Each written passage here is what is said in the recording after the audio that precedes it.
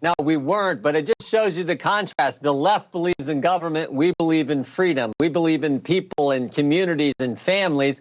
The left believes in big government and big institutions. So I think that's the contrast. And so we had a little fun because I think President Biden said help is on the way. And of course, Ronald Reagan understood that the last place you want to look sometimes is for the government to help you out. So we thought it was kind of fun to do. And of course, the left, they took it all. They got all crazy and said all kinds of things. But I go back to what happened last Thursday real quick, Greg. Last Thursday when the president spoke, when President Biden spoke, it was almost like he was talking to us like we were in grade school and saying, if you do what government tells you exactly what we say, we might let you have a little independence come Independence Day. Well, that's not how this great country works. That's not how freedom works. And so we were trying to, I think, sort of highlight that as well. I love it. Exactly. That speech, he was talking down to us. This is very bizarre. Mark Meadows, I want to call you Congressman Meadows because you spent a lot of time there, but most famously, Chief of Staff to Donald Trump. Could you imagine a situation where somebody in the Biden administration might give you a call? Because this crisis that they have at the border, I'm not sure they were expecting it. Maybe they didn't know how hard it was going to be. Or did they really want this? Just what's your sense of this horrible situation right now? And is there a way out for them? When we're looking at this, it is just fascinating that they would be surprised by it. And yet, as Jim Jordan was pointing out, they believe the government is here to help. In this particular case, it was the government that created the crisis at the border. And Congressman Jordan, yes, I know they're not going to call because they're much more interested in politics than governing. But the level of Trump derangement syndrome, it's still there. They're blaming the Trump administration, if you saw Jen Psaki's comments today, for the Atlanta shootings in those spas. This is truly deranged stuff. Yeah, no, they try to blame President Trump for everything. But as Mark just pointed out, you take the border situation, Greg, if we'd have kept the Trump policies in place. In fact, 2 months ago, President Trump, before he left office, says if you undo the policies we put in place regarding the border, you will see a tidal wave of immigrants come across. And that's exactly what we have seen. The tidal wave is here.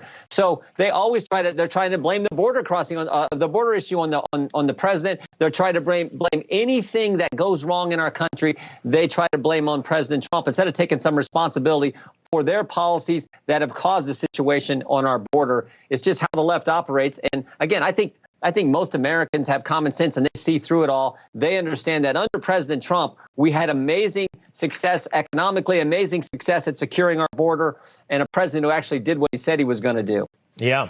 And there he is on the border. Greg, Go ahead, Mark. Actually very right on this particular issue. When you look at President Biden, if it's good, he takes credit for it. If it's bad, he blames President Trump for it. And yet the American people see through it. Your viewers see through it. They know exactly what is taking place here. It's inept policy that's coming out of 1600 Pennsylvania Avenue. It's really them sticking their head in the sand to suggest that somehow this crisis at the border is going to today it's the border. Tomorrow it's going to be the economy, and the American people are going to start to say, well, we're really sad about the election results of November 3rd.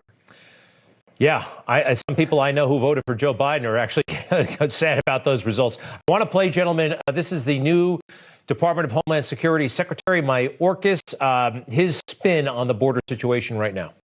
We already have reinstituted the Central American Minors Program that was built in the Obama-Biden administration and that was torn down by the prior administration. Some loving parents might send their child to traverse Mexico alone to reach the southern border, our southern border. We will not expel that young child. We will care for that young child and unite that child with a responsible parent. That is who we are as a nation, and we can do it. He left out the part where they put him in a jail cell for a while. But by the way, and the Central American Minors Program, I'm unfamiliar.